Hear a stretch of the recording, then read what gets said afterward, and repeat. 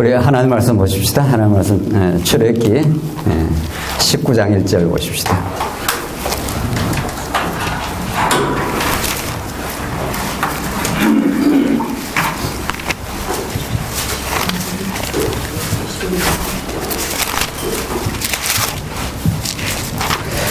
출애굽기 19장 1절 말씀입니다. 차이신 줄 알고 봉독 드리겠습니다.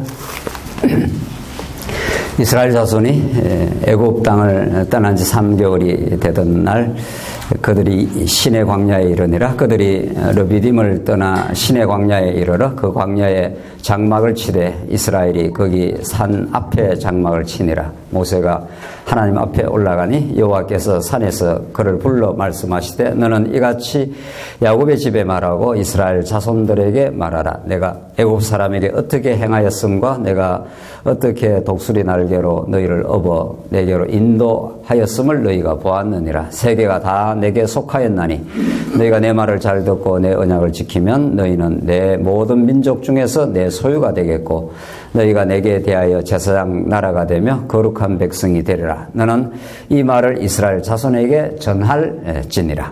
우선 출애굽기 19장 1절로 6절까지 그 유명한 말씀을 우리가 확인했습니다.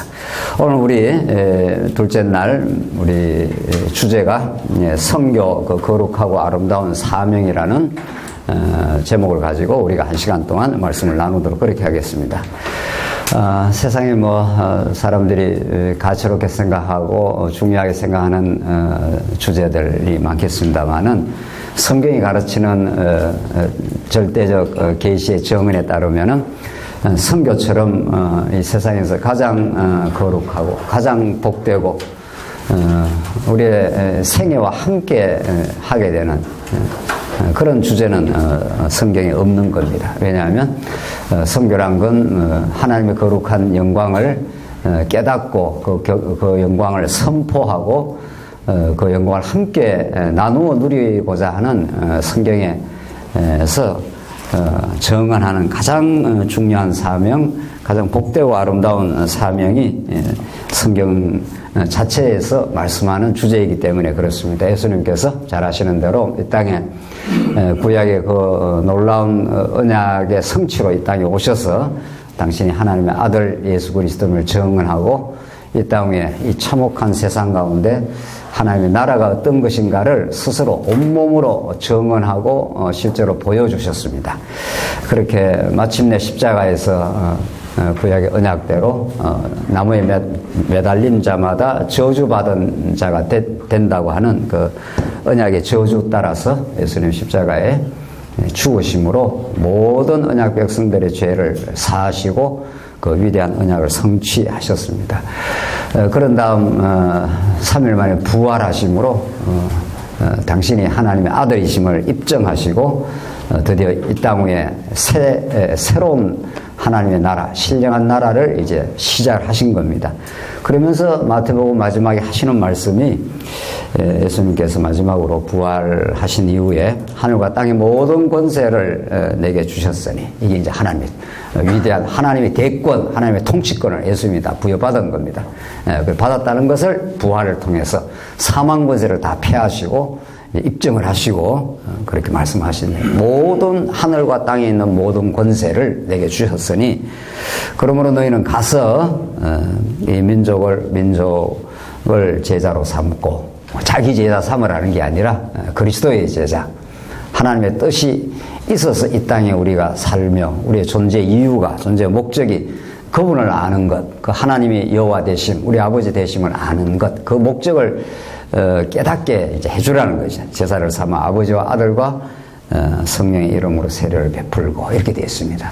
세례라는 게 물에 집어넣었다가 이제 빼는 건데 예수님 당시에는 그것의 진정한 의미는 로마서가 우리에게 정언하는 대로 우리는 우리의 타락했던 옛사람, 자기를 위해서 살아가던 옛사람, 죄악으로 엉은해졌던 그 옛사람을 예수와 함께 물에 묻어버리고 십자가에 함께 죽고 함께 살아남 새로운 인생을 우리로 탄생케 한 새로운 가치관, 새로운 삶의 목적, 새로운 의미의 탄생 이게 예수님의 부활이 만들어내는 놀라운 혁명적 역사입니다. 이렇게 세례를 베풀어 주라는 겁니다.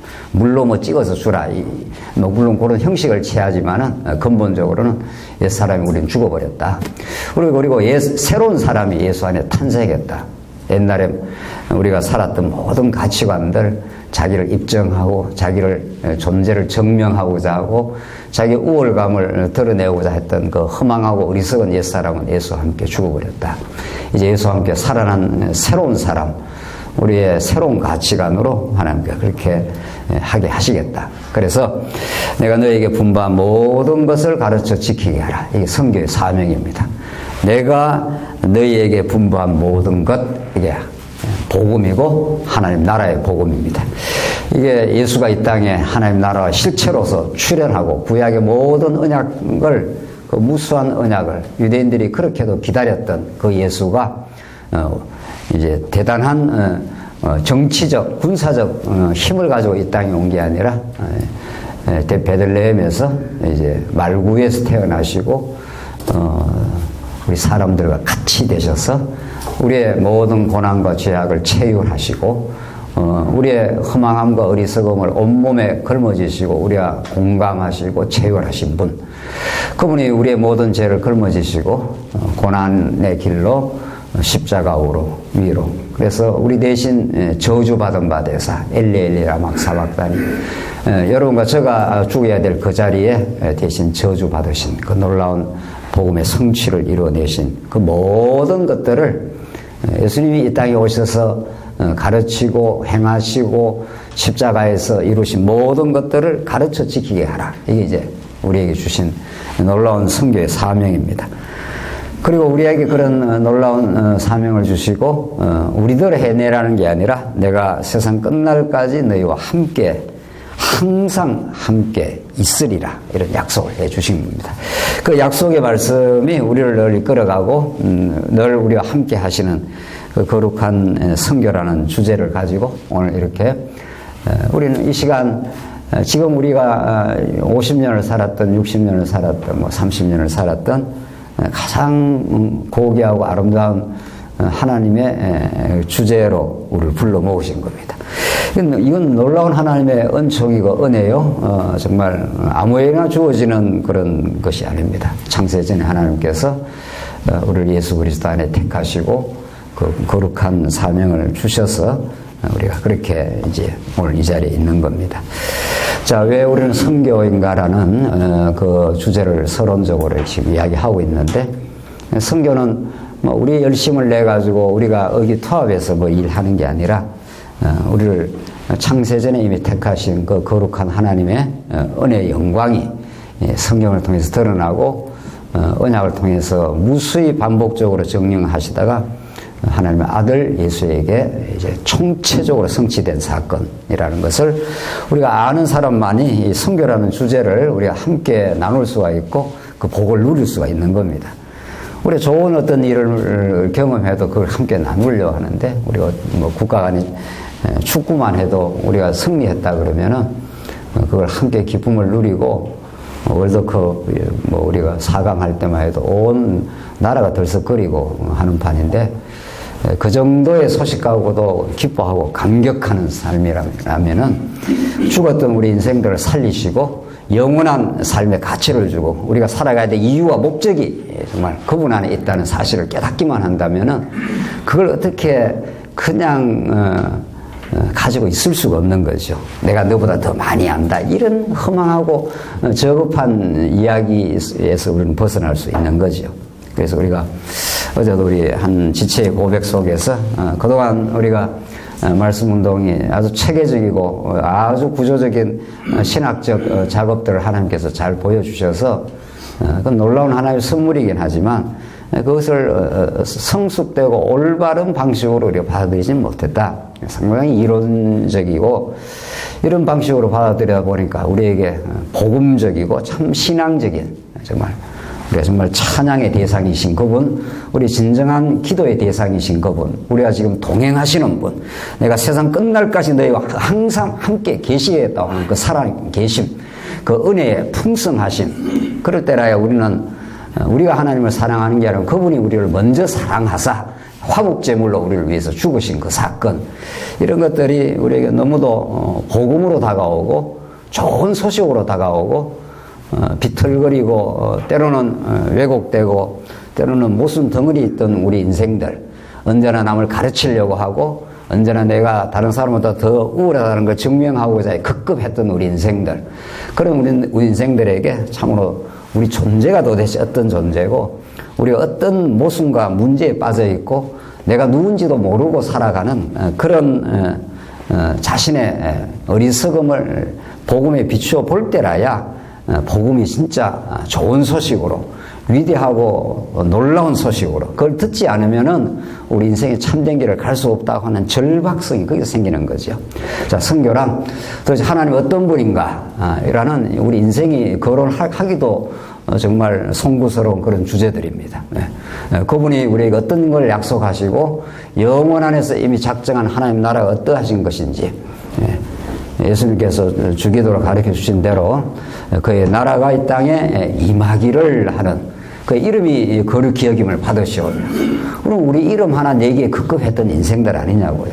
다 뭐 내가 이렇게 했고 저렇게 했고, 내가 너보다 더 낫고, 그저 그런 자기 이름, 자기 어떤 영광에 늘 병든 자아에 붙들려 살아가던 우리 인생들에게 정말 인생이 얼마나 스스로 질곡에 빠져 있고 문제 덩어리이고 모순 덩어리인지, 그런 죄악된 존재인지를 우리가 조금이라도 알게 된다면, 그걸 심도 있게 깨닫게 된다면 복음이 절박하고 절실해질 수밖에 없는 거죠. 병든 자에게라야 의원이 필요하다고. 우리 건강하면 의사 안 찾습니다. 건강하면은 병원 있는 동 마는 동, 우리 동네 곳곳마다 병원 없는 곳이 없지만 자기가 건강한 사람에게는 의사가 우리 주변에 있다는 것이 뭐 문제가 절실하지 않는 거죠. 그냥 병원은 그냥 지나가는 그냥 한 건물 동네일 뿐인 거죠. 이렇게 코로나 바이러스가 이렇게 온 세계를 지금 뒤엎는 듯한 그런 위세를 가지고 지금 나올 때, 오늘 아침에도 우한의 사태를 잠시 누가 찍어서 보여주는데 절박합니다. 의사님 살려주세요, 막 이렇게 하는 거잖아요. 지금 살려주세요, 우리 아이가 죽고 있습니다, 이런 거죠. 그런 심령이 우리에게 없다면 예수 아직 안 믿는 겁니다. 예수 이론적으로 아는 거지, 진짜 우리가 믿는다면은 예수님 대로 살려달라고 이렇게 나올 수밖에 없는 거죠. 우리를 붙들어 달라고. 하나님 당신이 우리의 하나님 나라가 되어 달라고. 우리는 하나님 나라 만들 수도 없고 하나님 나라가 되질 못하고 언제나 자기에게 급급하고 늘 자기에게 집중하는 우리 인생들, 그렇게 의사를 찾게 되어 있습니다. 우리가 코로나 바이러스에만 걸려도 그저 벌벌 떨고 의사 찾으려고 쫓아갈 거고, 우리 자식이 그렇다면 그냥 넘어질 건데, 우리는 그런 코로나 바이러스보다 더 무서운 죄악의 바이러스가 우리에게 침투되어 있지만 그것조차도 모르고 살아가는, 그래서 그렇게 간절하지도 않고 우리 의사 되시는 우리 영원히 치유하시고 영원한 생명을 공급하시는 예수 그리스도를 그렇게 절박하게 찾지도 않습니다. 그저 성경 조금 아는 거 가지고 그저 그걸 가지고 이러쿵저러쿵 한다면은 우리는 성교 선자도 우리는 꺼낼 수 없는 거죠. 그러나 우리가 그런 존재임을 알고 우리는 건강하냐. 바리새인들은 그렇게 나오잖아요. 당신 예수님 왜 이렇게 죄인들하고 함께 먹고 마시느냐고. 예수님이 하시는 말씀이 그런 거 아니에요? 건강한 자에는 의인이 필요 없어. 이런 것이 예수님께서 의인을 부르러 온 것이 아니라 죄인을 불러 우리를 회개케 하시려고 왔다고. 그래서 여러분과 저는 이 자리에 선교라는 주제로 모였지만 우리가 이 선교를 뭐 열심히 어떤 방법을 통해서 하자, 이런 그 허접한 이야기를 우리는 하러 온 게 아니라 우리가 얼마나 본질적으로 복음이 필요한 인생인지, 복음이 얼마나 위대한 것인지, 그분의 이름에 모든 영광과 그의 주권과 은혜가 달려있는지, 그분이 우리의 참 소망인지 우리의 전부인지, 신부가 신랑을 만나게 되면은 하나님 나라는 그렇게 정언이 되는 거 아니겠어요? 하나님이 창세기 1장 28절에 하나님 나라에 관한 복을 주신 거죠. 아담에게 복 주시며 가라사대 생육하고 번성해라, 땅을 정복하고 만물을 다스리라, 이렇게 하나님 나라에 관한 3가지 요소를 허락하시고 그 나라가 얼마나 정말 복되고 아름다운 것인지 그 연합의 비밀이 있는 건지를 아담에게서 갈뼈 하나를 뽑아가지고 하와를 만들고 이는 내 뼈 중에 뼈요 살 중에 살이라. 아담이 하와를 보고 그렇게 찬탄하고 기뻐하고 감사하고 그래서 벌거벗었으나 둘이 한 몸을 이루어도 아무 부끄러움이 없는 것. 이게 예수 만나는 우리 신부가 신랑 만나면 부끄러움이 없이 완전히 하나가 되고 온전한 기쁨을 누리는 것. 예수 안에 살아가는 것이 얼마나 기쁨인지 세상 가치에 얼마나 허접한 것들인지 이런 것들을 예수 만난 사람은 진짜 그것을 누리게 돼 있는 거죠. 그리고 신앙하게 돼 있는 거죠. 그래서 그분 한 분으로 충만하고 감격하다. 이런 먹을 것과 입을 것이 이제 족한 줄로 알라 하신 그 사도 바울의 그 점언들이 멀리 있는 이야기가 아니라 우리의 이야기, 나의 이야기가 되어가지고 하나님 감사합니다. 이렇게 되는 거죠. 그래서 우리가 얼마나 풍요한 말씀 속에 있지만 그것이 이론화된다면은 참 선교에 대한 주제를 우리는 깊이 이전에는 깊이 알지 못했다는 거죠. 알게 되면 진짜로 누리게 되면 신랑을 만나게 되면 신랑을 자랑하지 않을 수가 없는 거죠. 우리 신랑 최고 이렇게 되는 거죠. 진짜 근데 우리 인간 신랑은 또 별로 그렇지 않아서 조금 우리가 슬픔이 있습니다만은 그건 다 이 땅에서 그냥 그림자로 준 것뿐이고 진짜 신랑, 영원한 신랑, 그 하나님 나라의 기쁨이 어떤 건지는 진짜 신랑을 만나본 사람은 그걸 나누지 않을 수가 없습니다. 그를 자랑하지 않을 수가 없단 말이죠. 사도 바울은 내가 평생 자기가 상당한 지위에 있었고 많은 것을 알았던 사람입니다. 율법에 능통했던 사람이었지만 예수 만나고 분토처럼 그 쓰레기처럼 딱 버려버렸다. 그것이 왜냐하면 예수 아는 지식이 그렇게도 고상하고 그렇게도 아름다운 것이기 때문에 오늘 선교의 주제는 그런 복음에 충격을 받는 사람들, 복음으로서 내 삶의 근원적인 가치를 발견한 사람들, 지금 죽어도 다름없다. 이런 감격과 기쁨이 있는 사람들이 누릴 수 있는 가치가 또 선교라는 주제라는 겁니다.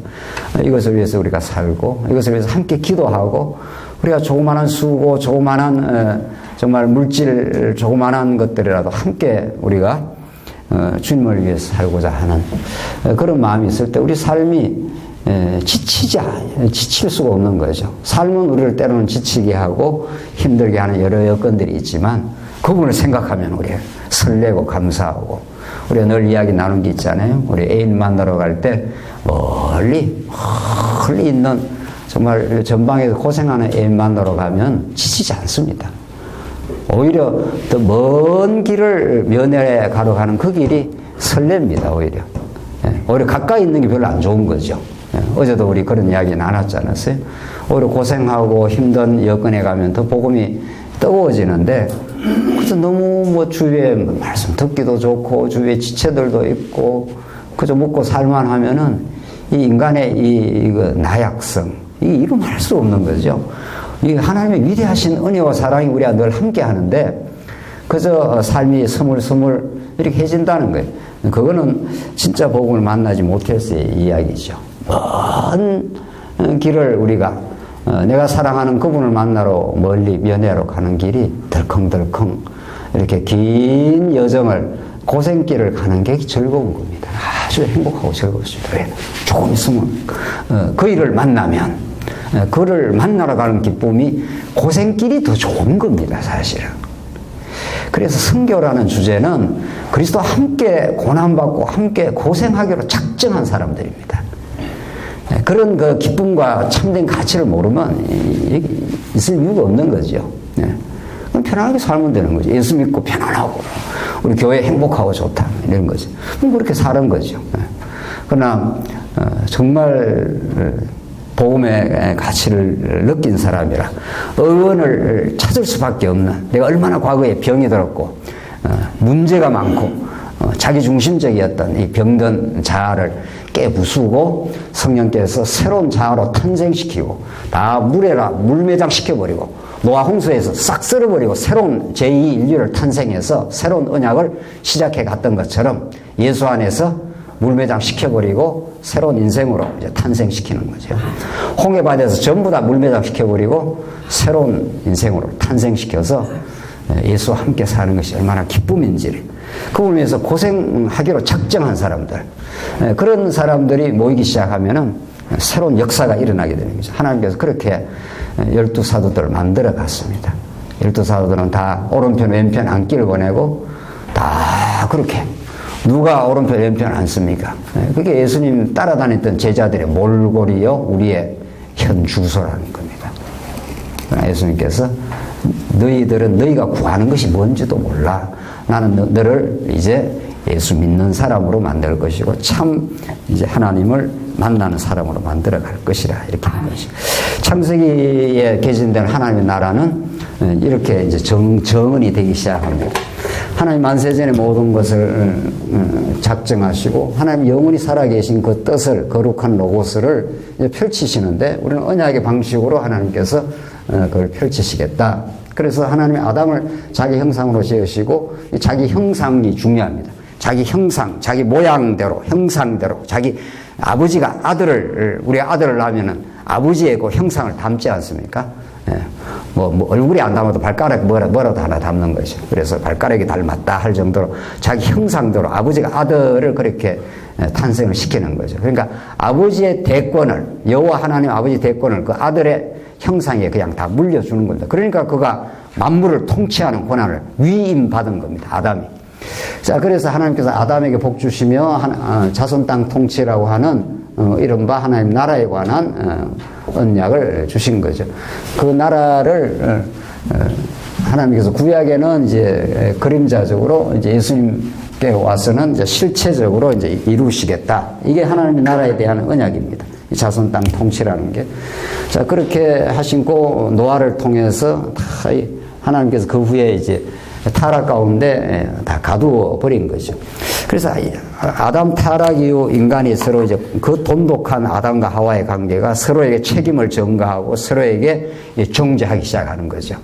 그래서 책임 전가, 타인에 대한 정죄, 평가, 판단, 이게 인간의 이미 뼛속 깊이 들어가 있습니다. 아, 내가 잘못했습니다. 이렇게 안 한다는 거죠. 당신이 지어서 나와 함께한 저 여자가 이렇게 하는 거죠. 그래, 딱 책임 전가하는 거예요. 이게 타락한 인간은 자기 인정 안 합니다. 여러분과 제가 복음을 만나고 하나님 내가 잘못했습니다. 내가 어리석었습니다. 다른 사람도 죄인이지만 다른 사람 죄를 보기에 너무 내 죄가 크고 심대하기 때문에 하나님 내가 죄인입니다. 이렇게 되는 거죠. 그래서 책임 전가하고 관계가 깨져나가는 거죠. 그 돈독했던 아담과 하와가 여자한테 이제 책임을 전가하는 거죠. 여자는 뱀한테 전가를 하는 거죠. 근데 자기 인정 안 합니다, 인간.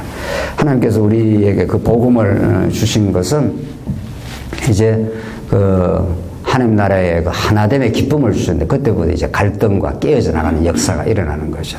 그래서 하나님께서 창세기 3장 15절에서 여인의 후손에서 뱀의 머리를 깨부수는 그래서 새로운 구속의 역사를 만들어 주시겠다. 그래서 다 벌거벗어서 부끄러워하는 그들에게 이제 가죽옷을 은혜를 덮어주시겠다고 하는 그 놀라운 그 사건이 이제 있는 거죠. 하나님께서 그렇게 타락 가운데 두십니다. 타락 가운데, 죄악 가운데 가두어 두심에 인간 스스로가 벗어날 수도 없고 스스로 하나님 나라를 만들 수가 없습니다. 그걸 절실하게 우리 삶의 여정은 내 스스로 벗어날 수 없는 존재인 걸 깨닫게 되고 이제 벗어나게 하시고 하나님 나라를 건설하게 하시는 그분을 찾도록 그렇게 만들어. 이사야 구약의 사사기 역사 전체가 왕이 없으므로 인간이 자기 속인에 옳은 대로 행했다더라. 그걸 하나님께 자꾸 보여주시는 거죠. 우리 하나님 왕이 없으면은 우리를 통치하고 우리를 다스리는 참 왕이 없으면 하나님 나라가 안 되는 거구나. 이게 사사기에서 땅 정복까지 하시고도 왕을 안 보내주시는 거죠. 그래서 여러분과 제가 오늘 이렇게 만나도 왕 대신 그리스도의 통치 속에 우리를 두지 않고 그 왕의 복음을 우리에게 가르쳐주지 않으면 우리가 다 주인 노릇하고 내 판단하고 내 평가하고 그렇게 사는 거죠. 하나님은 전혀 다른 차원에서 다 그렇게 섭리하시고 깨닫게 하고 다 깨닫게 하나님 역사를 해 가시는데 그래서 이 타락이라는 주제, 언약이 이루어져 가는 가운데 타락 가운데 두셨다는 것은 얼마나 왕의 필요를 느끼게 하시려는, 이게 사사기 300~400년의 그 역사가 그걸 절실하게 보여주는 거죠. 그래서 이제 하나님이 다 타락 가운데 가둬두시고 타락했어도 여전히 노아에게 언약을 하시고 또 홍수 가운데 구원해줘도 바벨탑 사건이 또 있잖아요. 바벨탑 사건을 통해서 우리 이름을 내자. 이건 아주 불치병입니다, 인간이. 그런 타락한 가운데 있던 아브라함을 하나님께 찾아가시는 거죠. 찾아가서 내가 지시할 땅으로 가라. 너희 부모, 친척, 아비 집을 떠나. 하나님 떠나버리게 만드는 거죠. 죄악의 도성을 떠나도록. 그래서 중국으로 떠나서 뭐 깨달았다는데, 뭐 중국 가든지 뭐 저 베트남을 가든지 한 번씩 떠나게 되는가 봐요. 늘 좋은 데 있으면 좋은 거로 모릅니다. 고생시켜야 되고, 탕자를 아버지가 떠나게 해버려야 그게 얼마나 좋은지. 그래서 여러분과 저로 하여금 자꾸 떠나게 하고 새로운 환경을 만나게 하고 이런저런 일을 겪게 하는 것은 그냥 같은 곳에 있으면 그게 얼마나 은혜인 줄 모르니까 하나님이 자꾸 떠나게 만들어 갑니다. 네. 우리가 선교를 생각하고 있는 건데, 선교는 하나님께서 바울을 한 곳에 목회에 머물러 하게도 하지만 그렇게 안 하게 할 수가 있습니다. 사실은 성경의 상당한 그 원리는 자꾸 이제 떠나게 되는 거예요. 어떤 지역에서 복음을 전하고 또 후진에게 맡기고 다음 걸 떠나게 되는 거죠. 그래야 이게 순환이 일어납니다. 사도 바울을 하나님께서 세 차례 전도 여행을 하게 한 것은 그냥 된 게 아닙니다. 한 지역에서 복음을 전하면 새로운 또 스타일로 복음을 전하고 또 떠나서 새로운 걸 만나야 자꾸 이렇게 하나님의 새롭게 되는 은혜를 발견하게 되는 거죠. 그러니까 선교는 교회가 하는 일이기도 하지만 교회를 새롭게 갱신시키는 놀라운 하나님의 역사입니다. 선교하지 않게 되면은 교회가 그냥 잦아들고 그 안에서 고여서 썩게 되어 있습니다. 반드시 그렇게 되어 있습니다. 그래서 하나님께서 새로운 역사를 만들어가는 거죠. 네. 우리는 하나님께서 뜻이 있으면 이제 떠나갈 채비가 되어 있는 거죠. 네. 하나님 떠나 하게 되면 가는 거죠. 네. 그래서 새로운 접경에 가서 새로운 복음의 사람들을 만나게 되고 새로운 역사가 일어나는 거예요. 자, 그래서 하나님께서 아브라함에게 찾아오셔서 떠나 이렇게 하는 거죠. 떠난다고 아브라함이 떠나는 게 떠나하고 믿음을 줘서 갈 바를 알지 못하고 가도록. 아브라함이 처음에 뭘 알고 가는 게 아닙니다. 그러니까 우리 미래 역사는 모르는 거죠. 그런데 점점 시간이 지나고 나면 이게 하나님의 인도구나, 하나님의 동행하심이구나, 새로운 사람을 만나게 되고 거기에 또 복음 전파 일어나고 하나님 나라가 이제 개진돼 가는 거죠. 여러분과 제 미래를 아무도 모릅니다. 그러나 우리는 그런 꿈과 소망이 있는 거죠. 하나님이 원하시면, 하나님 뜻이 있으시면 새로운 사람을 만나고 복음을 나누기를 원합니다. 이렇게 되는 거죠. 그래서 아브라함에게 떠나서 역사가 시작됩니다. 그래서 자손, 땅, 통치 이렇게 되는 거죠. 이게 스스로 아이를 낳을 수 없게 99세까지 100세에 대해서 만나게 해서 불가능하게 만들어놓고 하나님이 역사를 만들어가는 거죠. 이 하나님이 자손을 번창시키고 이스라엘 백성들 땅 정복 못한다고 전부 원망하고 뒤로 자빠졌을 때 하나님께 여호수아와 갈렙을 통해서 약속에 들어갈 수 있어. 여호와의 밥이라고 들어가자고 이렇게 된 거죠. 그런데 이스라엘 백성들 전부 모세를 죽이려고 했잖아요. 돌도로 치려고 죽이려고. 이 모세야 우리를 죽이려고 데려오는 게 아니죠. 하나님께서 살려서 넣으려고 했는데 이스라엘 백성들의 그 불신앙은 그래서 너희들 안 되겠다. 40년 돌아 해서 40년을 돌게 됩니다. 하나님께서 그렇게 만들어 놓고 하나님의 능력으로만 여호와 하나님께서만 그 일을 이루어 가신다는 거죠. 마지막으로 땅 정복도 통치도 마찬가지 아니에요. 골리앗 앞에서 벌벌 떨립니다. 못합니다. 하나님께서 다윗이라는 조그마한 초동 목동을 들어서 하는 역사를 하시는 거죠. 자, 이게 이제 우리가 잘 아는 3대 언약인데, 우리 최근에 3대 언약이라는 것을 더 복음적 의미를 담아서 자손 땅 통치니까. 그러니까 3대 언약이라는 것이 틀린 말은 아니지만 아주 빈곤한 개념이라는 걸 우리가 정리를 하고 있습니다. 세 가지 요소가 나라의 세 가지 요소이기 때문에 하나님 나라에 관한 언약을 주셨다. 구약에 하나님께서 다윗 왕국을 통해서 자손 땅 통치를 통해서 드디어 다윗 왕국을 하나님께서 건설하지 않습니까? 이게 구약의 하나님의 나라입니다.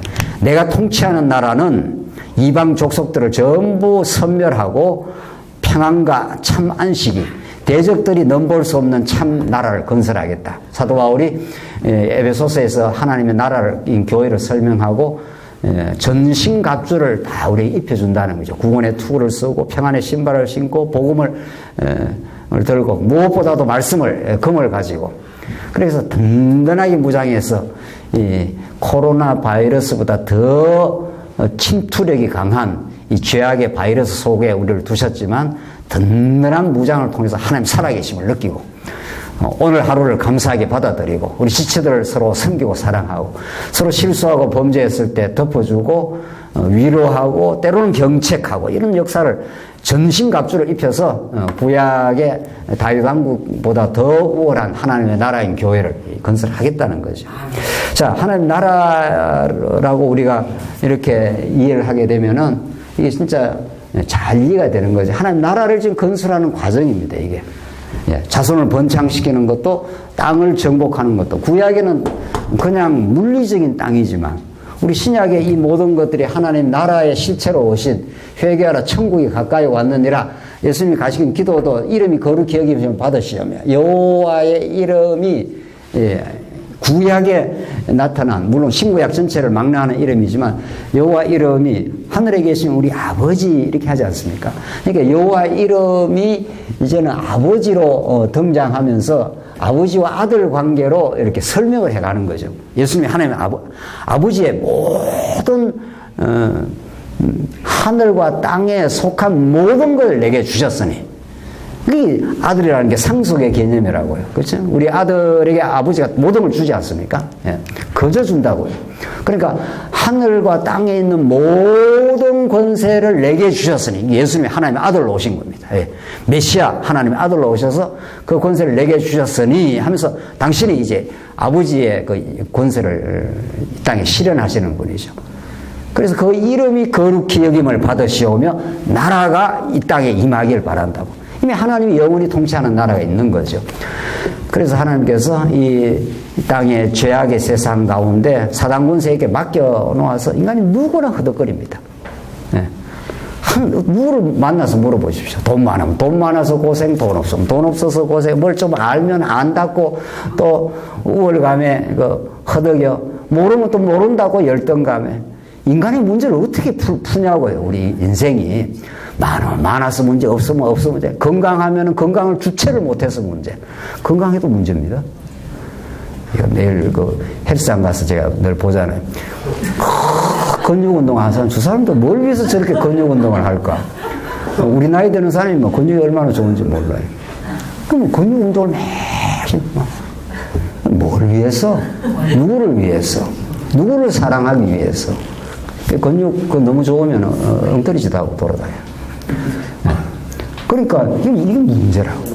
병들면 병들어서 문제. 우리 나이 때 이제 좀 지나면 전부 다 뭐 아픈 이야기, 건강 이야기, 못자라는 거예요. 뭐 아파서 뭐 어떻게, 아프면 살다 죽는 거지. 코로나 바이러스 그러면 뭐 죽으면 죽을 때 되면 하나님 작정되면 죽어야지. 꾸역꾸역 살아서 뭐 하게 말이죠.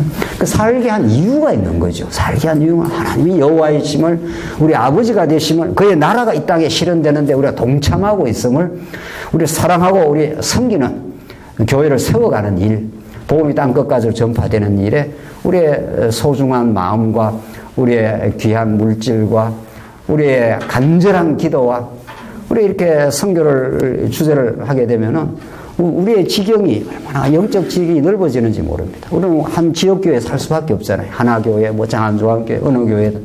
그럼 그대로 다 소중하죠.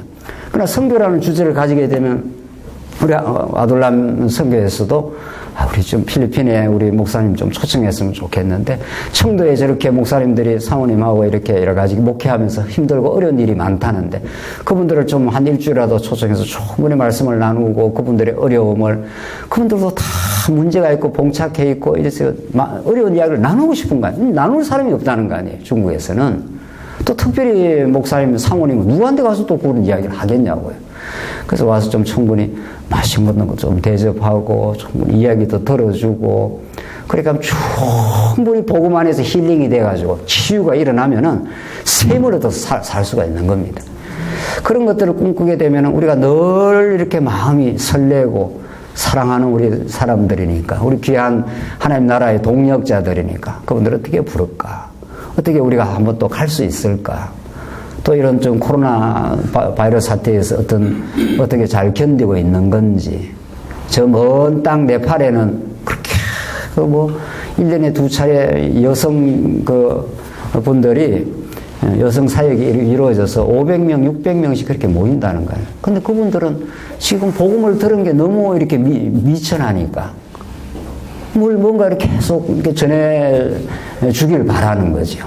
네. 그런 사람들은 우리 주변에 도처에 지금 우리의 손길을 기다리고 있는 거죠. 네. 동경은 어떻고 말이죠. 네. 네. 어딘들 지금 인도에도 그렇고 말이죠.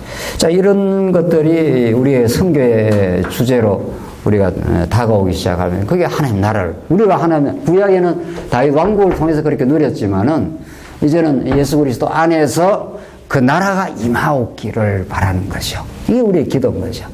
나라가 우리 안에도 임하고 우리 가정에도 임하고 우리 주변에 우리 해외에도 임하기를. 그래서 우리는 하나님 나라에 관한 언약이라고 우리가 이제 이야기를 하는 거죠. 예. 이 개념이 없었던 게 아니에요. 자손 땅 통치라는 게 나라의 3요소니까 그냥 우리를 더 선명하고 확실하게 이야기를 하는 거죠. 그래서 그 나라를 이루어진다. 오늘 이제 마지막으로 그 나라를 이제 구약에서 이렇게 하나님께서 이루어 주심으로 정말 그 나라를 이루시는 분이 이 타락한 인간이 그 나라를 못 이루잖아요. 타락한 인간은 막 이스라엘에서 애굽에서 나오면은 반역하고 원망하고 왜 빨리 먹을 것 안 줘. 이게 인간의 군상이니까. 가나안 땅에 넣어놔도 서로 갈등하고 한 지파를 이지러뜨리게 만들고 말이죠. 범죄가 일어나고 말이죠. 우상을 섬기고. 그러니까 인간의 힘이 아니라 하나님의 약속대로 구약의 하나님의 나라를, 다윗 왕국을 건설하겠다는 거 아니에요. 인간들이 사울을 세웠지 않았어요. 사울이 어깨 하나 더 크고 아주 왕 될 만큼 외관적으로는 그렇게 보이니까 말이죠. 근데 사울이 나라를 이룰 수가 없어요. 벌벌 떱니다. 골리앗 앞에. 하나님께서 유다 지파에서 하나님께서 약속대로 왕을 주시겠다고 이미 창세기에서 이미 약속한 그 약속대로 다윗이 딱 등장하니까 골리앗을 때려 눕히면서 새로운 나라의 건설이 이루어지잖아요. 네. 다윗보다 더 우월하신 분, 진짜 왕 중의 왕, 그분이 이 땅에 오심으로 여러분과 저에게는 소망이 이루어지고 하나님 나라가 이루어지고 우리 안에 빛이 이제 찾아온 사건이죠. 우리 모두가 빛 대신 예수 그리스도가 없으면은 그저 혼돈하고 공허합니다. 혼돈합니다. 뭐가 옳은 건지 그런 건지, 진짜 뭐가 옳은 건지 그런지 다 자기가 다 옳대요. 다 자기가 이야기, 사람들이 이야기하고 다 자기가 옳대. 다 자기가 정이고 자기가 옳다. 이거 아니죠. 우리가 다 틀렸다고. 우리는 다 불의하고 정의롭지 않다고. 우리 이제 하나님을 떠나는데 뭐 옳은 게 있겠냐고요. 하나님을 떠나버린 인생인데 우리 참 의로우신 예수, 약속대로 하나님의 의로우신 예수 안에서만 우리가 진짜 의가 있고 하나님 나라가 있다는 사실을 우리는 복음에서 그렇게 깨달아가는 거죠. 자, 그래서 이 구약의 모형적 하나님 나라를 구약에는 이렇게 다윗 왕국을 통해서 하나님이 건설하지만 진짜 예수 안에서 이루시는데, 그 하나님 나라는 오늘 우리가 출애굽기에서 자손 언약을 이제 애굽에 늘 이렇게 집어넣었다 빼는 거죠. 인류의 조상 아담을 죄악 가운데 가두었다가 예수 안에서 새 생명을 주셨던 것처럼 구약에는 아브라함에게 자손을 번창한다 해놓고는 애굽에 집어넣어서 애굽이라고 하는 이 애굽이라는 게 완전 우상의 나라. 그 속에 집어넣었다 끄집어내면 전부 우상화 생기잖아요. 이 금송아지가 우리를 인도해냈다고. 이런 어처구니 없는 그 죄악의 분출 말이죠. 그게 구약에만 있는 게 아닙니다. 구약에만. 우리 은행에 저금한 그 돈이 우리를 살린다고. 그 물질을 얼마나 우리가 믿고 따르고 좋아하고 희희낙낙대고 없으면 슬퍼하고자 하는 게 우리 인생 이 타락한 우리 육체라고 해요. 그 하나님께서 지나고 나면 다 주시고, 때로는 좀 걷어가기도 하고, 이러면서 다 그렇게 살게 하는 건데, 예. 거기에 목을 메고, 거기에다가 우리가 살아갔던 애굽화되었던 인생들에게 하나님께서 건져내가지고 그 자손들한테 이렇게 여기서 이렇게 건져내가고 시내산에서 가나안 땅을 향해서 이렇게 가지 않습니까? 여기서 이제 애굽에서 6월절 어린 양으로만 나오지 않습니까? 어떤 수단 방법, 어떤 재앙으로도, 열재앙으로도 나올 수가 없습니다. 그러니까 여기서 양을 한 마리 잡아가지고 피를 문설주에 다 바르고 죽음의 사자가 그 피를 넘어가게 그렇게 만드시는 그 역사. 예수 그리스도의 십자가의 피가 아니면은 우리가 이 죄악의 권세, 애굽에서 나올 수가 없는 거죠. 그래서 나오자마자 얼마나 찬양을 합니까? 이스라엘 백성들이. 그 놀라운 여호와가 용사시라. 저들을 다 바로의 군대들을 물매장하신 여호와 하나님을 찬송하리로다.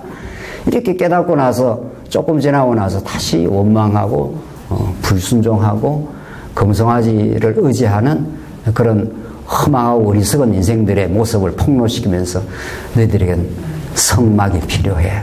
너희들은 6월절 어린 양이 나올 때도 필요하지만 광야를 통과할 때도 필요하고 가나안 땅 들어가서도 필요해. 이게 이제 하나님께서 주신 이제 모세 언약이라는 거죠. 그러니까 하나님께서 하나님 나라를 아브라함에게 주셨어요. 하나님 나라를 그대로 이루어지니까 아담에게 하나님 나라에 관한 언약, 노아에게 새로운 인류에게 홍수로 썰어버리고 주셨다가 아브라함에게 다시 내가 큰 민족을 이루어 주겠다. 큰 민족, 히브리어로 고이 하는 게 큰 나라를 이루어 주겠다는 거죠. 그 실제로 이제 이루어져 가는 과정에 들어가서 60만 대군을 이제 끌고 나왔는데 그 나라 백성들에게 이제 이 나라를 지금 이루는 과정이에요. 자손, 땅, 통치 이게 전부 다 통합적으로 하나님 나라니까. 그러니까 하나님께서 그냥 이루어주시면 돼요. 자손, 땅, 통치를 이루어주면 되는데 이렇게 집어넣어놨기 때문에 애굽에다 집어넣기 이게 죄악으로 엉어리져 있습니다. 네. 그들을 이제 하나님께서 구속하시고 용서하시고 새롭게 죄를 하나님께서 싫어하기 때문에 죄인을 하나님께서 진노하시면 아무도 하나님께 나올 수가 없는 거죠. 그 죄인은 그냥 하나님께 나갈 수 없다. 이게 성막에 관한 사항이에요. 하나님께서 십계명이라는 율법을 주시고 이제 모세를 통해서 이게 이제 주로 이제 십계명 아니에요. 그리고 하나님께서 성막이라는 이제 나중에 이게 성전으로 솔로몬 성전으로 나중엔 예수 그리스도의 참 성전으로 여러분과 제가 이제 성전이 되는 하나님을 우리가 모시는 여호와 이름을 모신 우리가 성전이 된 거죠. 내가 성전으로 지어져 가고 그래서 하나님께서 이제 시내산에서 불러놓고 서론적으로 너희가 내 언약을 내가 주니 지키면 물론 이게 조건으로 했지만 이게 일종의 선언입니다. 내가 이렇게 해줄 거다 이런 건데 언약 속에 있게 될 때 언약을 통해서 이런 뜻이죠. 이 언약을 통해서 너는 내 소유가 되고 내 거룩한 백성이 되고 제사장 나라가 되게 해주겠다고 하는 이 위대한 선언을 해준 겁니다. 하나님께서 그렇게 만들어 주시겠다는 선언이지 우리가 노력해서 되는 게 아니죠. 우리 하나님의 소유 세굴라라고 하는 히브리는 보배 이런 뜻입니다. 우리 자식을 놓고는 보배처럼 이렇게 생각을 하잖아요. 이 자식은 자기의 하나의 분신이고 자기의 가치의 실현이니까 하나님이 우리를 장자로 아들로 이렇게 삼아가지고 가장 소중한 보배라고 이렇게 본단 말이에요. 내 소유하는 게. 두 번째, 거룩한 백성. 이 이스라엘 백성이 거룩한 백성입니까? 아니죠. 전혀 아닙니다. 애굽에서 나와서 이 세속화된 백성입니다. 죄악으로 엉어리진 백성들입니다. 더 잘나고 싶어하고 더 빚가번쩍하고 싶어하고 서로 경쟁하고 싶어하고 이게 다 인간의 세속화된 애굽에 나온 우리 타락한 속성들을 깨끗하게 만들어주겠다는 게 레위스 전부가 그겁니다. 그 5 제물들이 모세 언약에 나오는 그 무수한 율법과 율례와 그 규례들이 전부 죽었던 너희를 생명을 줘서 새로운 거룩한 백성을 만들어주겠다 이런 뜻이죠. 그래서 여러분과 제가 성도 이렇게 된 거죠. 예수께 붙은 바 돼요. 그로 말미암아 거룩함을 덧입었다. 마지막 제사장 나라 이렇게 된 거죠. 그러니까 하나님께서 하나님의 나라를 건설해 주겠다고 약속하고 집어넣었다가 빼내 가지고 이제 하나님께서 그 나라를 내가 어떻게 이루어 주겠다. 그 하나님 나라는 나라의 그 법이 있잖아요. 우리나라에도 헌법이 있고 여러 가지 법이 있어서 나라를 다 이렇게 다스리고 이렇게 하는데 하나님 나라에도 법이 있어야 될 거 아니에요. 그게 율법이란 말이죠. 그게 십계명이고 율례고 규례라는 거예요. 하나님 통치의 방법입니다. 하나님 나라를 이루어가는 방법이 하나님께서 모세 언약을 줬다. 그러니까 전에는 그냥 뭐 자손, 땅, 통치 이렇게만 했기 때문에 이게 아브라함이 하나님 나라라고 하는 나라의 그 모형적인 하나님 나라에 대한 언약이라는 개념이 별로 없기 때문에 그냥 이 모세 언약 얘기 나오는데 자손 언약에 모세 언약 얘기 나오는데 그냥 모세 언약은 또 모세 언약대로 설명이 되는 거죠. 그게 아니라는 거죠. 그냥 뭐 자손 땅 통치가 있고 또 모세 언약 모세 언약대로 있고 그러니까 이게 유기적인 연결이 안 되니까 이 통합력이 떨어지고 여호와 하나님을 설명하는 설명이 탄력이 붙질 않는 거죠. 네. 그건 아브라함 언약을 아담, 노아, 아브라함은 하나님 나라에 관한 언약이다. 하나님께서 나라를 건설해 주겠다는 거죠. 너무도 살기 좋은 행복한 나라. 예. 이 모든 인간이 좋은 나라를 만들려고 하잖아요. 자기 힘으로. 안 된다는 거죠. 그러니까 예수가 이루어주는 하나님 나라를 구약에는 다윗이 이루는 하나님 나라를 건설해 주겠다는 거죠. 그 나라를 어떻게 다스려 주는가 하면서 이제 나온 설명이 그 많은 설명이 출애굽기 후반부부터 시작해서 레위기, 민수기, 신명기 이게 전부 하나님 나라에 관한 그 풍부한 법입니다. 그게 하나님 나라와 아브라함 언약과 관련을 지어서 설명을 해야 이게 제대로 이제 설명이 되는데 그 관련을 안 지으니까 그냥 다 이렇게 따로따로 우리가 성경신학에서 그렇게도 강조한 어떤 통일성이라든가 그 통일성은 강조가 됐는데 이 연속성이라든가 통합성이 이렇게 안 살아나는 거죠. 복음적인. 그래서 구약에서 그게 안 살아나면은 그 구약이 예수 안에서 이루어지는 거니까. 그렇잖아요. 예수 안에서 이루어지는 하나님의 나라로 오신 건데 하나님 나라에 관한 언약이라고 안 하니까 예수에 대해서도 그냥 뭐 구약의 메시아가 언약됐다 이렇게. 그러나 예수님은 하나님 나라를 성취하러 왔습니다. 이 땅에. 이 땅이 죄악으로 범벅진 우리 인생들에게 하나님 나라가 어떤 건지 하나님이 통치하고 사랑하는 나라가 어떤 건지를 보여주시는 거죠. 그분이. 그래서 제사장 나라가 되는 거죠. 이제. 거룩한 백성을 만들 뿐 아니라 제사장 나라가 뭐냐면 제사장이 있는 나라라 이 말 아닙니까? 제사장이 있는 나라. 그냥 나라가 아니라 제사장이라는 건 제물이 있고 성전이 있고 성막이 있고 제사장이 있는 나라니까. 그러니까 그 나라의 핵심이 제사가 있는 나라. 자, 이 결론을 말한다면은 자, 이게 이스라엘 백성들이 여기 성막이 있는데 이게 유진을 하면 가다가 머물게 되면은 민수기에서 이렇게 이 성막을 중심으로 딱 이렇게 질서정연하게 모입니다. 이 성막의 언약계 이 전부 성막을 중심으로 해서 정말 완벽한 센터가 하나 딱 선 겁니다. 모든 이스라엘 백성들 그 성막 안에 있는 언약궤를 중심으로 그 언약궤에 여호와의 이름이 있는 거니까 여호와 하나님의 이름 중심으로 전체가 딱 질서가 서는 거죠. 그러니까 너 나가 없는 겁니다. 따르면 그분만이 있는 겁니다. 사실 머리만이 우리 모든 지체의 유일한 중심, 통치 원리가 되는 거죠.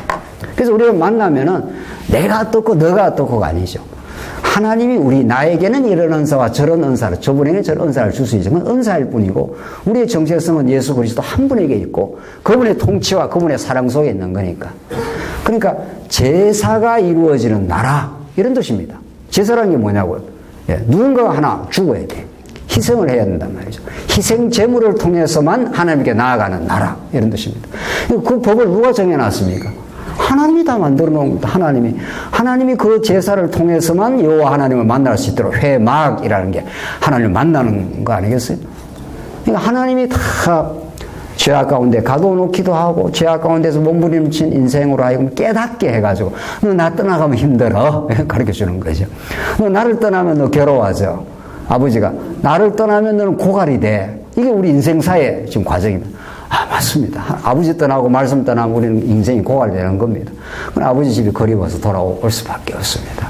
그래서 아버지 집으로 돌아오게 만들어서 돌아오는 길을 다 탕자가 돌아오는데 야 이놈의 새끼야 뭐 이렇게 안 하잖아요. 내가 너를 기다렸다고 얼싸안고 행복한 나라지 여기가. 너 집 떠나면 힘들지 이렇게 된 거 아니에요. 그래서 이스라엘 백성들이 돌아와서 이 성막으로 성막을 향해서 모든 이스라엘 백성들이 범죄하고 방황했던 백성들, 완전 좌충우돌하는 백성들입니다. 이 인간은 그리스도가 그 안에 말씀이 없으면 다 자기 잘나고 자기 똑똑하고 나를 따르라고 그러고 내 중심으로 사람 끌어모으고 파당을 만들고 이러는 거죠. 그런 모든 허탄한 시도로 다 없어지는 건 그리스도 한 분 안에, 구약으로 말하면 성막 안에, 그분 안에서만 그분의 영광과 그분의 주권과 은혜가 선포가 되면 그게 제사장이 통치하는 나라. 여러분, 제사장이 센터가 되는 나라, 영원한 제사장으로 오신 예수가 다스리는 나라. 어떻게? 우리를 사랑해서 우리를 다스려주는 나라. 그분의 사랑 속에서만 우리가 하나 되고 그분의 사랑 속에서만 우리가 서로를 섬기는 나라. 그런 하나님의 나라를 만들어주겠다 이런 거죠. 그러니까 그런 아브라함 언약에서 이미 원리적으로 선포가 되고 모세 언약에서 그 하나님의 통치가 사랑의 통치를 통해서 이렇게 이루어지는 나라. 그러니까 이스라엘 백성들에게는 성막이 없는 나라를 상상할 수가 없습니다. 성막이 없으면 이스라엘 백성이 어디로 가야 될지도 모르고 모여있을 때도 질서가 안 생깁니다. 여러분과 제가 오늘 이렇게 하나가 될 수 있고 질서가 되는 것은 어느 목사의 중심으로 모이는 게 아니라 어느 장로의 중심으로 모이는 게 아닌 거죠. 우리 안에 우뚝 살아계시고 우리와 동행하시고 우리의 여호와의 이름으로만 그분이 보내신 하나님의 아들 예수 그리스도의 이름으로만 우리가 통치되고 그분의 사랑 속에서 이루어지는 나라. 이게 제사장 나라입니다. 그래서 이때로부터 성막, 솔로몬의 성전, 이스라엘 백성들이 무너졌다가 에스라 때 다시 돌아와서 또 성전 없는 나라를 상상할 수가 없는 거죠. 성전은 이스라엘의 센터요, 중심이요. 그분의 이름을 모신 곳, 그분이 좌정하는 발등상이라 그러잖아요. 발등산이라는 게 이렇게 발을 이렇게 딱 디디고 왕이 딱 좌정해 있는 나라가 이 성전입니다. 이게 신궁처럼 하나님이 통치하는 나라. 그 복되고 아름다운 구약의 나라는 예수 한 분에서 절정으로 이루어지는 거죠. 예수님, 내가 왕이다. 마태복음에서 내가 하늘에 내가 뜻을 전하는 참 선지자고 내가 왕으로 왔다는 거죠. 내가 만물을 다스리고 바다를 잠잠케 하고 죽었던 자를 내가 적석에서 일으킨다. 내가 너를 위해서 희생 제물이 되어 주겠다. 이게 마태복음 마지막에 제사직입니다. 그래서 이렇게 구약과 신약이 완벽한 일치를 이루고 단순히 논리적 통일성만 있는 게 아니라 연속성도 있고 아브라함 언약과 모세 언약이 이렇게 하나님 나라를 이루어가는 방법으로서 예수님이 희생 제물이 되어서 영원히 그 사랑을 확인시켜 준 나라. 그 나라를 우리가 깨닫게 되면은 우리는 언제나 기쁨이 있습니다. 사도 바울이 율법을 통해서 예수를 못 봤을 때는 자기가 얼마나 자기가 율법을 지켰다고, 우리 성경신학을 지킨다고, 이게 신율법이 되어버린 거죠. 새로운 바리새주의가 돼가지고 도대체 성경신학을 알면 이게 더 섬기고 사랑하고 하나님을 은혜를 누리는 게 아니라 너 이거 모르지, 너 틀렸지, 뭐 이렇게 된다면은 21세기 바리새주의의 그 부활이 되는 거겠죠. 바리새인들이 율법을 얼마나 많이 알았습니까? 바울이 얼마나 율법을 능통했냐고. 그게 예수 안에서 이루어진 하나님의 사랑이었다고. 그걸 깨닫지 못하면 바울이 예수 믿는 사람을 잡아 죽이러 다녔잖아요. 다메섹에서 사울아 사울아 네가 나를 왜 핍박하느냐, 이렇게 예수께 사로잡히고 말았습니다. 여러분과 저는 예수께 사로잡힌 인생들, 그래서 내가 너를 이방의 사도로 내가 쓰겠다고, 너 같은 인생을 내가 들어 써야 복음이 전파되고 하나님 나라가 이루어졌을 때 내가 이루었다고 하지 못해. 그래서 우리를 죄악 가운데 사도 바울을 스데반이 죽을 때 가표를 던지는 인생으로, 사도 바울이 살기가 등등합니다. 자기 의가 이제 충만해 있는 거죠. 그걸 갖다가 하나님께서 꺾으시고 예수 의로 충만한 인생이 되게 해서 하나님께서 바울을 다메섹도에서 바꾸어 놓고 베드로를 뭐 우리가 저 더러운 음식 먹을 수 있습니까? 어쩌고 먹어, 괜찮아, 먹어. 이제 너를 통해서 이방으로 이제 복음이 전파돼. 하나님께서 사도 바울, 베드로를 다 준비시켜 고넬료 이방인으로 가게 만들어 가는 거죠.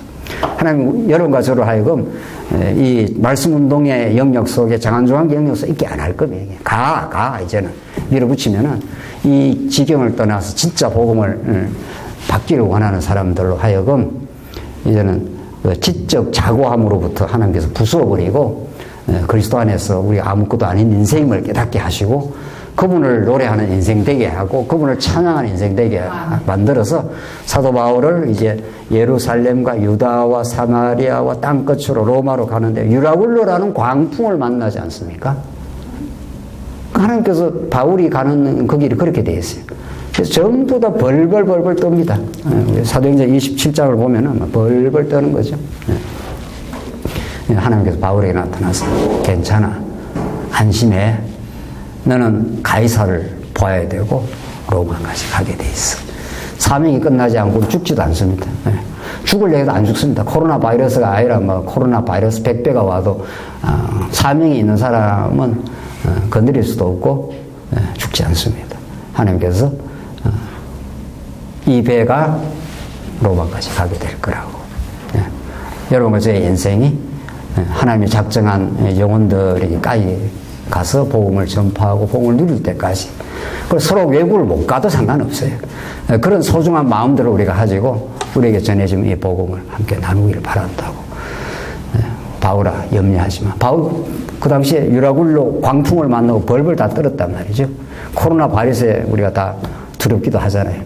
그러나 그걸 넘어 하나님께서 새 역사를 만들어 가시는. 왜 하나님께서 바울이 가는 길에 광풍을 만나고 좌초하고 이렇게 만나게 합니까? 선교의 여정 자체도 하나님이 한 걸음 한 걸음 인도해 가시는 길이라. 우리는 선교 자체가 목적이 아니라 선교할 수 없었던 우리 인생들, 자기 의가 충만했던, 성령이 충만한 게 아니라 자기 의가 충만하고 이론적 성경 신학으로 충만했던, 그래서 늘 남 가르치려고 급급했던 우리 인생들에게 하나님 우리를 가르쳐 주십시오. 하나님 얼마나 복음이 위대하고 하나님 나라가 얼마나 소중한지 그 기쁨과 감격을 누리게 하시옵소서.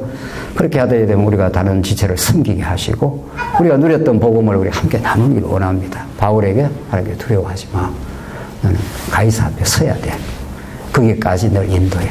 그러니까 바울 한 사람 때문에 그 배에 탄 모든 사람이 복을 만난 사람이 되는 겁니다. 여러분과 제가 가는 그 길에, 복음을 안고 가는 길이 주변의 사람들이 전부 복음을 만나게 되는 복음의 사실 혜택을 받고 있는 중입니다. 하나님께서 130년 전에 이 참혹했던 이 한국 땅에 죄와 사망을 얼룩진 땅에 많은 선교사님들을 보내서 이 땅에 와서 죽기도 하고 그래서 우리가 복음을 이렇게 들었습니다. 지금은 더 체계적이고 더 포괄적인 복음을 좀 하나님께서 이 언약의 복음을 하나님 나라에 관한 언약의 복음을 예수 한 분에서 딱 이루시고 성령께서 지금 역사를 하십니다. 여러분과 저를 땅끝으로 어디로 가게 하고 그 마음을 그렇게 전파한다. 우리의 삶이 얼마나 박진감이 있고 얼마나 언제나 설렙니다. 이 복음을 함께 나누기를 원합니다. 그래서 죽었던 영혼들이 살아나고 하나님을 찬양하고 범사에 하나님을 감사하는 그런 하나님 나라가 이루어지길 바랍니다. 이게 우리에게 주신 그 거룩하고 아름다운 사명입니다. 이 사명이 끝날 때까지 바울아 안심해, 안 죽어, 가이사 널 만나게 돼. 그래서 우리는 두려움 없이 하나님 앞에 살게 될 수 있도록 하나님께서 우리가 언약대로 그렇게 하십니다. 예수님이 하시는 약속이 내가 세상 끝날까지 항상 함께 있으리라. 아멘. 그 약속이 있습니다. 그 약속대로 우리는 그렇게 살게 될 것입니다. 기도하십시다. 자비하신 하나님 아버지, 은혜를 감사합니다. 하나님께서 이 시대에 참으로 귀하고 소중한 복음을 우리에게 가르쳐 주셔서 참으로 감사합니다. 이 복음이 우리의 삶을 지배하게 하시고 우리의 가치가 되게 하시고 우리의 노래가 되게 하시고 우리 예수님이 우리의 전부가 되게 하시고 여호와 하나님만이 우리의 망대요 피난처요 우리의 영원한 기쁨임을 우리가 노래하는 인생 되게 하셔서 이것을 나누며 살아가는 이 선교의 주제가 우리 남은 생애에 참된 주제가 되게 하시옵소서. 예수 그리스도의 이름으로 기도하옵나이다. 아멘.